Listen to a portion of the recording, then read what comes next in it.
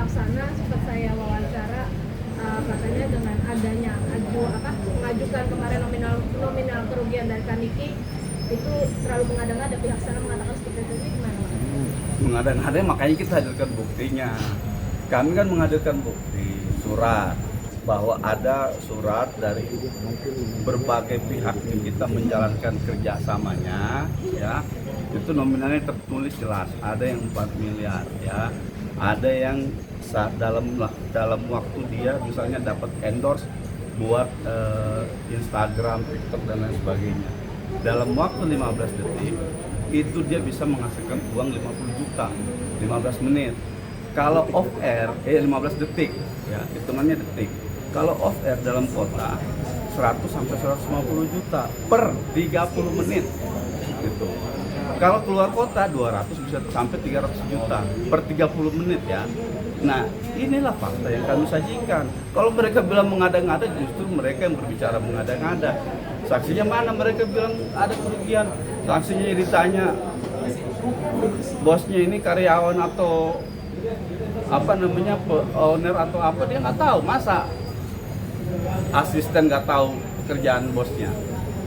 Kan gitu. Nah, itu ada bukti yang mereka ajukan, bukti bahwa Reza Gladys itu adalah sebagai karyawan. Parahnya lagi, kalau karyawan, mereka ajukan juga bukti ada gaji per bulan 6,7 miliar apa 6,8 miliar. Gitu. Logikanya bagaimana? Karyawan bisa punya, ini karyawan perusahaan ya, bisa punya gaji 6,8 miliar per bulan. Nah, coba, itu bukti mereka loh ya, bukan bukti kami, mereka yang membuktikan. Mereka buktikan di satu sisi bahwa Reza Gladys itu adalah karyawan dari sebuah perusahaan. Itu. Di sisi lain, dia sebutkan bahwa Reza Gladys itu punya gaji 6,7 atau 6,8 miliar. Bagaimana itu logikanya? Ya. Nah, kalau seperti itu adanya, ya, Dirjen Pajak tolong dong. Ya, Dirjen Pajak tolong, ini diaudit, diperiksa, ya. Kenapa kok ada karyawan gajinya 6,8 miliar setiap bulan? Tolong diaudit. Ada apa ini? Oke, aman. Lalu kemarin juga Bang sendiri ngomong kalau misalkan pas sidang kemarin itu kan abang kan disuruh mengajukan teknologi. Nah, itu katanya sudah melawan aturan acara pengadilan. Ini gimana Bang menurutnya seperti itu? Nah, ini yang saya bilang kan liar jadinya. Mereka main tuduh-tuduh melanggar hukum acara, ini kan liar jadinya. Kalau melanggar hukum acara, hakim dilaporin dong. Hakim yang menerima saksi kami silakan.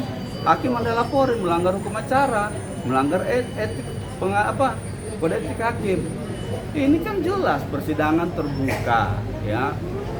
Mana bentuk pelanggaran yang disampaikan oleh pihak sebelah itu? Siapa pengacaranya Reza Gladys? Ini kan sudah terbuka untuk umum, diperlihatkan dengan banyak orang bahwa ini persidangan terbuka. Kalau mereka bilang itu adalah pelanggaran terhadap hukum acara, ya laporin, gitu. Jangan keluar-keluar di media, gitu. Jangan membentuk opini seolah-olah mereka paling benar dan paling diuntungkan, gitu.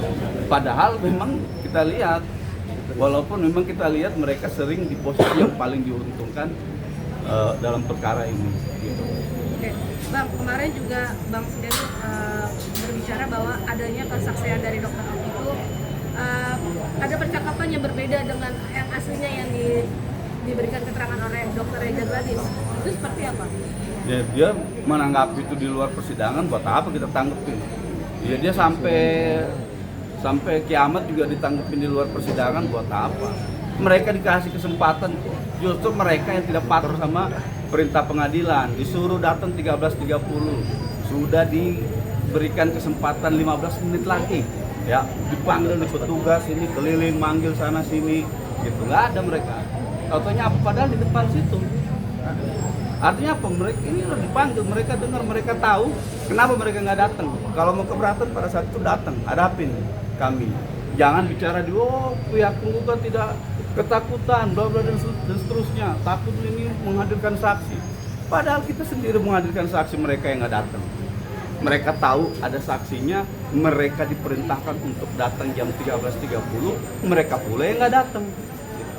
Nah, pihak sana juga bilang Bang bahwa ada beberapa kesaksian yang untuk agenda pembuktian itu berbeda dengan yang diajukan itu. Ya, soal perbedaan atau tidak, saya sudah sampaikan tadi. Tanggepin di dalam sidang. Dia mau nanggepin itu sampai kiamat juga bodoh amat. Terserah dia lah. Dia bilang ada perbedaan apa. Ya kalau mau, kemarin datang di sini. Anda berani nggak? Buktinya mereka yang nggak berani. Padahal tahu loh di sini. Ya, itu aja sih sebenarnya. Jangan bicara A, B, C tapi faktanya lain gitu. Kalau berani datang kemarin gitu. Alasan mereka katanya kemarin mengambil beberapa berkas begitu Bang. Berkas perkara itu semua ada di e-court, tinggal di-download lewat handphone bisa, lewat laptop bisa, di-download di sini bisa. Ada wifi di sini. Kalau nggak ada wifi kita kasih wifi. Gitu. Nggak ada. Oke, bentar, ada nih aku balasin dari Bang Sembiring soalnya. Bang, kemarin kan juga Bang Mirim bilang ada beberapa percakapan yang sebenarnya enggak, maksudnya dalam arti gini, yang harusnya itu cuma berbeda dengan yang aslinya, isinya sebenarnya. Tapi Ya, itu untuk lagi-lagi kembali lagi tadi dia menanggapi itu di luar sidang gitu. Dia tanggepin ada perbedaan A, B, C gitu. Perbedaannya apa? Nggak ada perbedaan. Oki masih dari dulu sampai hari ini konsisten. Dokter Oki menjelaskan bahwa dia dihubungi pertama kali oleh Reza Gledis. Ya, dia konsisten mulai dari sidang sebelumnya sampai sidang hari ini dia konsisten menjelaskan itu. Dia disampaikan supaya bisa dibantu untuk bertemu di kita. Itu konsisten disampaikan Dokter Oki. Apanya yang berbeda? Bilangin gitu. Siapa namanya pengacaranya Reza Gledis? Bedanya apa? Gitu.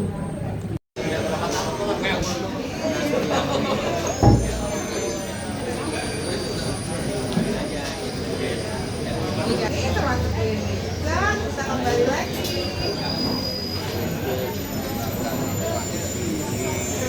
Tahu.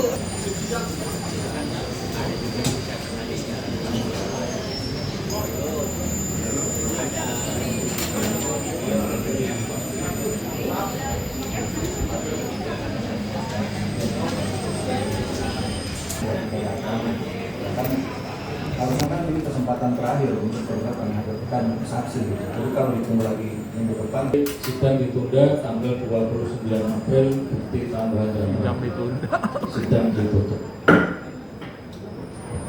Oke.